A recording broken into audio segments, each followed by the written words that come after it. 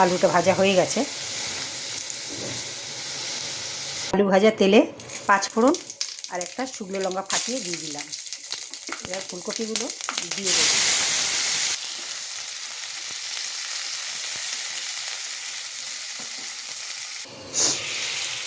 দিয়েছি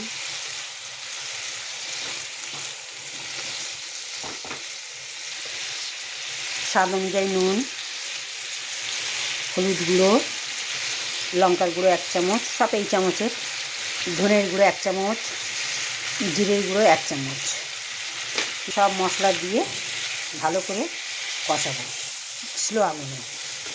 আগুনটা হাই দিলে আবার মশলাটা পুড়ে যাবে, সেই জন্য স্লো করে দিতে হবে। 1 কাপ এখানে আটা নিয়ে নিলাম, আর এই কাপের 1 কাপ ময়দা নিয়ে নেব। 1 কাপ আটা, 1 কাপ ময়দা, নুন 1/2 চামচ, আলুটা দিয়ে দেব।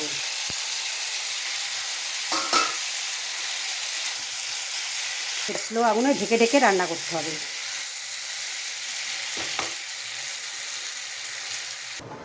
আটাটা মেখে নেব।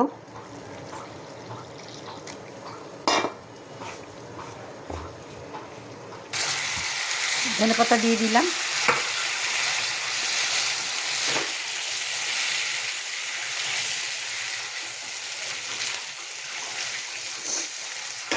এটা পরোটার সাথে অনেক ভালো যায়।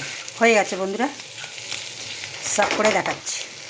পেঁচি কেটে নিয়েছি, এরকম একটা বড় রুটি করেছি, ফের একটুখানি আটা ছড়িয়ে দিয়েছি। এরকম সরু সরু করে আমি কেটে নিয়েছি, নিয়ে এরকম করে নিয়েছি।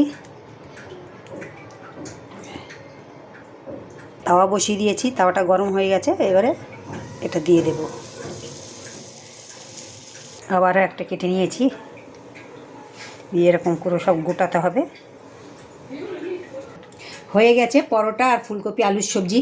আর পরোটা দেখুন কত খাস্তা, আর কীরকম দেখুন এত সুন্দর, এই দেখুন এত সুন্দর পরোটা হয়েছে, কি বলবো। এরকম করে খাবেন, ভালো লাগবে। তো ভিডিওটা দেখবার জন্য ধন্যবাদ।